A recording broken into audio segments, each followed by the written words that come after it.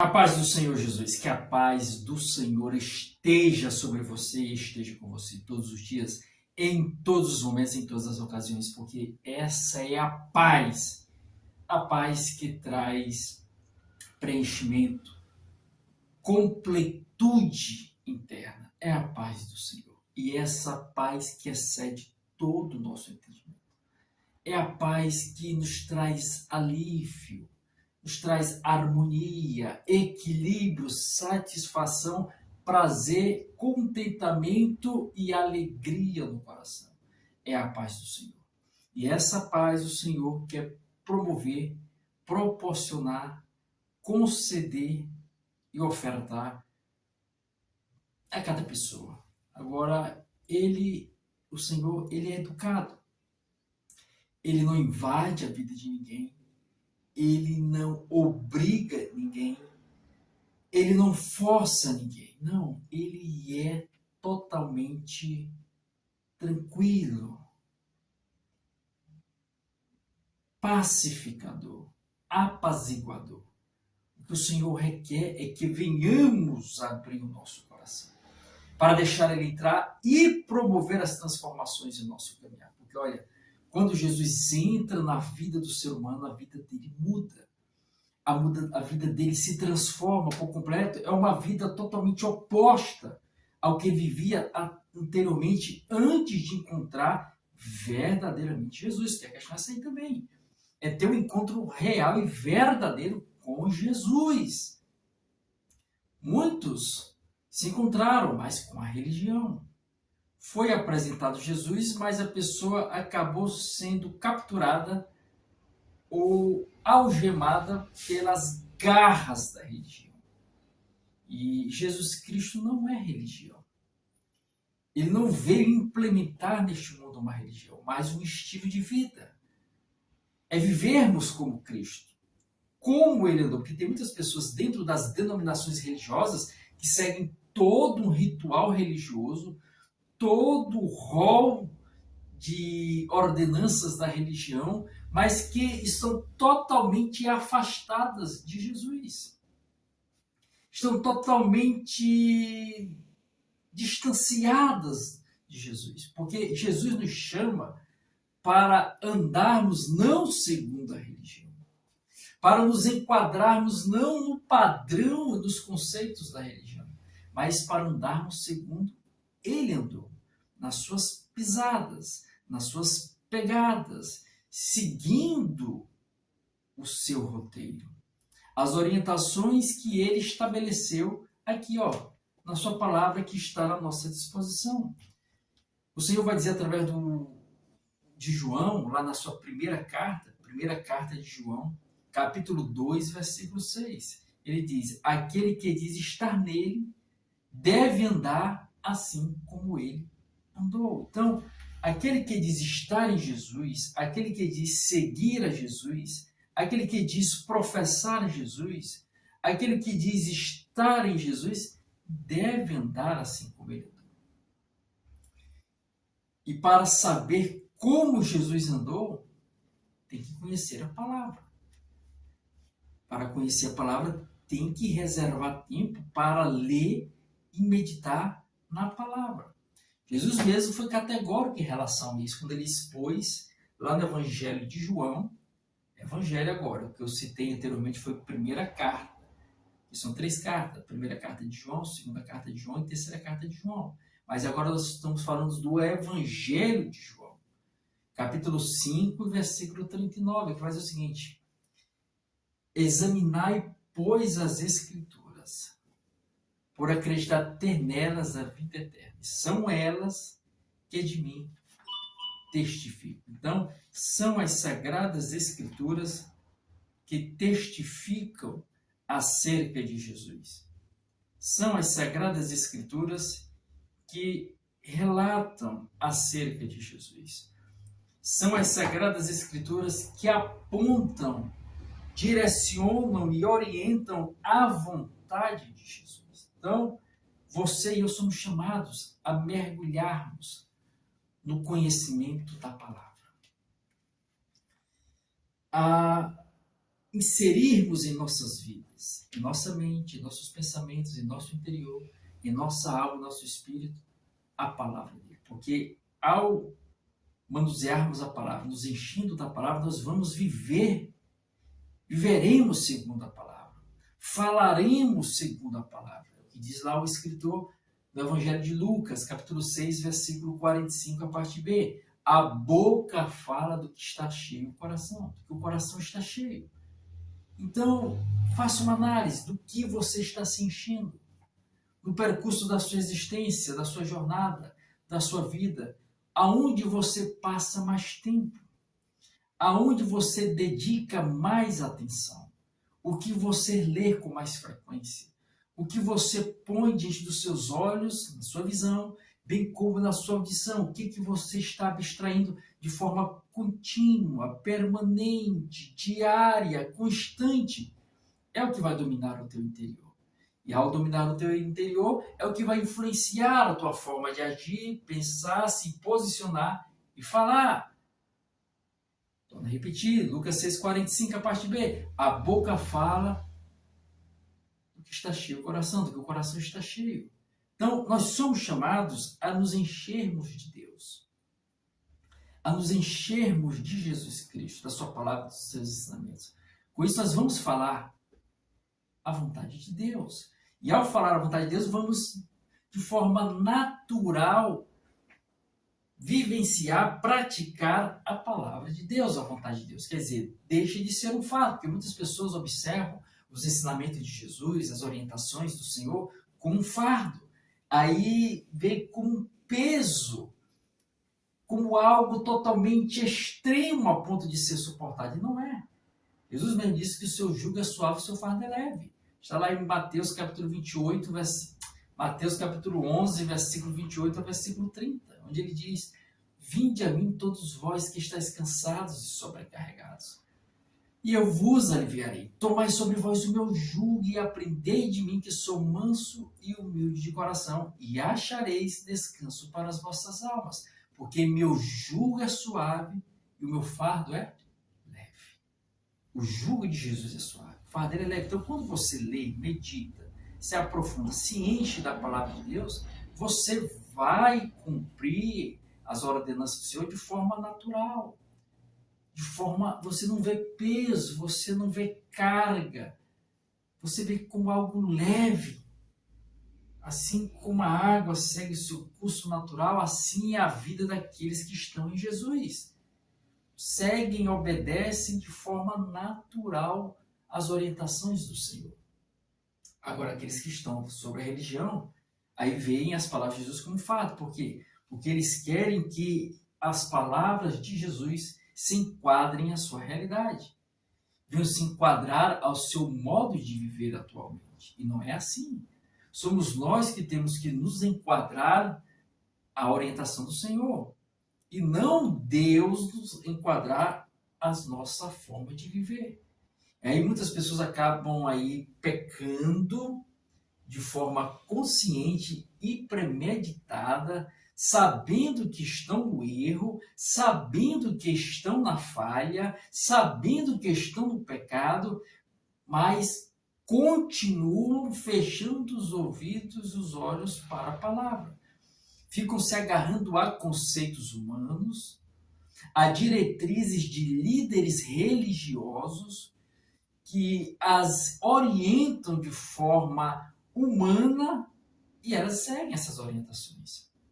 Mas olha, ao final, vai levar a pessoa à condenação eterna. Nos ensina Salomão em Provérbios 14, versículo 12. Há caminhos que ao homem parecem direitos, mas ao final dão em caminhos de morte. Então a pessoa vai vendo que a vida está fluindo normalmente, ela está bem financeiramente, ela está bem de forma física na área da saúde, está bem em diversas áreas da sua vida. E pensa que ao estar nessa situação boa, pensa que Deus está com ela nessa situação. Ela é em erro, em pecado, em transgressão. É certo que todos nós pecamos, todos nós. Quem é que não é pecador? Todos nós pecamos todos os dias. Agora, o que eu quero colocar é que existe aquele pecado continuado, podemos utilizar assim esse termo. A pessoa sabe que é pecado, sabe que é um erro, mas mesmo assim ela entra no pecado e continua em pecado, porque enquanto ela está vivendo aquela situação, está em pecado. Enquanto ela está vivendo aquela circunstância, ela está em pecado. O que ela tem que fazer? Deixar aquela situação. Deixar aquela prática. Deixar aquela conduta pecaminosa. Enquanto ela não deixar, ela continuará em pecado. E quando Jesus voltar, ela vai ficar. Ou se a morte vier buscá-la, ela morrerá em pecado, porque ela está na prática contínua do pecado. Torno a repetir, fazer aqui uma distinção. Todos nós pecamos. Quando Jesus voltar, não vai nos encontrar perfeitos, não. Pecamos todos os dias. Pode ser que Jesus chegue e nos encontre pecando. Mas a questão é você pecar e a outra é você viver no pecado. E viver no pecado, como eu já falei, por exemplo, a pessoa sabe que roubar é pecado, mas ela continua na prática do roubo. Ela continua roubando. Todos os dias ela está roubando. Todos os dias ela está praticando esta transgressão. Ela sabe que é errada, é como se tomou a decisão de seguir a Jesus Cristo, diz professar Jesus, mas está lá na prática do roubo. Está indo bem, está tudo fluindo. Ainda diz que Deus está abençoando. Está lá, né? Não foi acometido de nenhum mal, de nenhuma doença, aí pensa que Deus não castigou. Então, olha, você pode não sofrer consequências, a partir de você não perceber as consequências do pecado. E a pessoa começa a pagar aqui na terra já. Mas ao final, chegar e ter a surpresa de ser pego no inferno, aí não tem mais como voltar. Porque você sabe que é errado. Você sabe que é incorreto o que estar a fazer, o que estar a praticar, o que estar a vivenciar no seu dia a dia. Ah, mas o meu líder religioso chancelou. Ele concordou. Ele abençoou e disse que não tem nada não. Não tem nada a ver, está abençoado. Aí a pessoa acredita na palavra do líder religioso, na palavra do líder espiritual, que vai totalmente em oposição ao que o dono dos céus falou. Nós temos que obedecer a essa palavra, ao Senhor. Por isso nos ensina a palavra nas mais diversas escrituras, situações como estas que podem acontecer. E como nos sobressair dessa situação? Isso me faz lembrar lá de Atos dos Apóstolos, capítulo 17, versículo 11, a parte B, onde vai relatar que os crentes de Bereia, os salvos de Bereia, os bereanos, o que eles faziam?